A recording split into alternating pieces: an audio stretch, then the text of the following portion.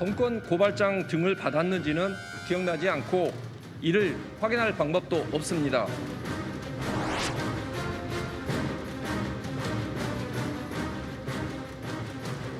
네, 앞서 보신 것처럼 이른바 고발 사주 의혹을 둘러싸고 논란이 큰 가운데 법무부도 수사 가능성을 언급했는데요.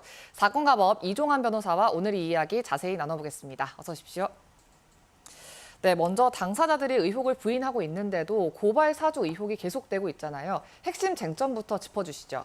네, 크게 두 가지 쟁점이 있습니다. 우선 해당 고발장을 누가 작성한 것이고 그리고 실명이 기재된 판결문을 누가 유출한 것인지 그 주체가 쟁점입니다. 네. 이번 의혹을 처음 제기한 뉴스버스 측에서는 손준성 당시 대검 수사정보정책관이 작성을 하고 김웅 의원에게 전달한 것으로 지목을 하고 있는데요.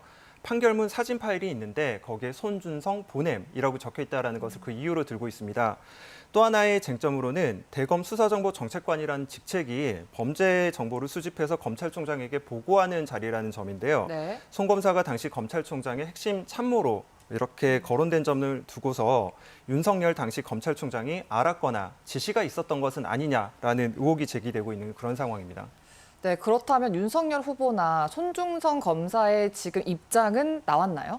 네, 양측 모두 부인하고 있는 입장입니다. 현재 윤 후보 측은 해당 고발장이 실제 고발로 이어지진 않은 점에서 그 실체가 불분명하다 이렇게 하면서 그 내용을 봤을 때도 검사가 작성한 것으로 보기에는 무리하고 또 투박한 표현이 많다 이렇게 지적했습니다. 네. 때문에 이는 후보를 흠집내기 위한 판에 박힌 정치 공작이라고 일축을 했고요. 송 검사 측은 전혀 아는 바가 없기 때문에 해명할 수도 없다. 하지만 강력한 법적 대응을 하겠다라고 예고한 상황이라고 합니다.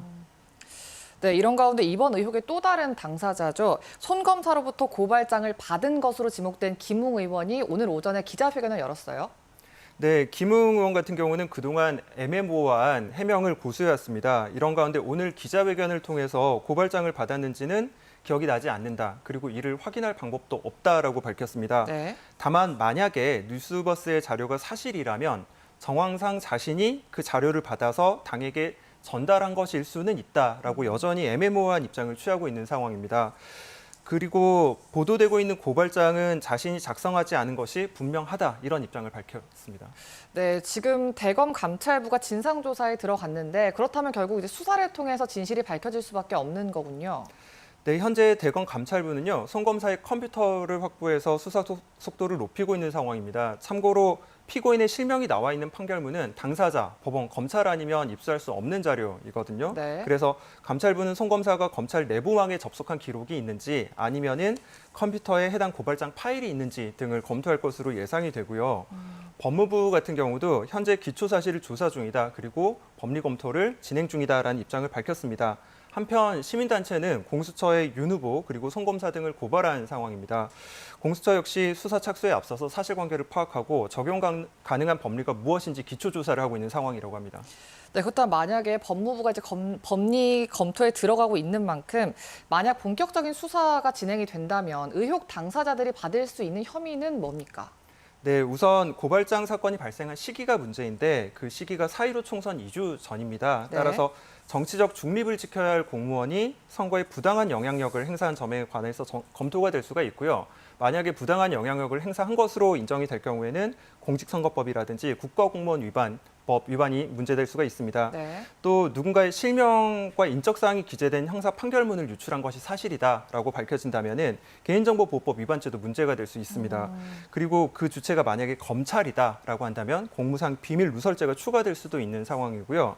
만약에 현직 검사 그리고 검찰총장이 이렇게 고발을 지시한 것이 사실로 드러난다면은 직권남용과 권리행사 방해죄도 검토될 수가 있습니다. 네. 다만 직무상 권한을 통해서 고발을 강제한 것이 아니고 단순히 뭐 정보 교류라든지 아니면 도움을 준 수준이다라고 한다면은 해당 범죄는 성립하지 않을 수도 있습니다. 아직은 의혹인 만큼 앞으로 수사 상황은 좀 더 지켜봐야 할 것 같네요. 네, 만약이긴 한데요. 현직 검사 또는 검찰총장이 접근해서는 안 되는 내부 정보를 동원해서 특정 후보에게 다른 정당의 정치인들 그리고 비우호적인 언론인이 수사인들을 고발하게 만들었다. 이게 사실이라면은 정치적 중립을 위반한 행위를 넘어선 것이라고 생각을 하고요. 또 검찰이란 엄청난 수사 권력을 사유화하는 심각한 문제라고 저는 생각을 합니다. 네. 명확한 진실 규명이 필요한 상황이라고 보이는데 현재 당사자들은 모두 부인하고 있는 입장이고 또 조사가 진행되고 있는 상황이기 때문에 저희가 결과를 좀 단정하진 말고 지켜볼 필요가 있는 상황인 것 같습니다. 네, 오늘 이야기 여기까지 듣겠습니다. 고맙습니다.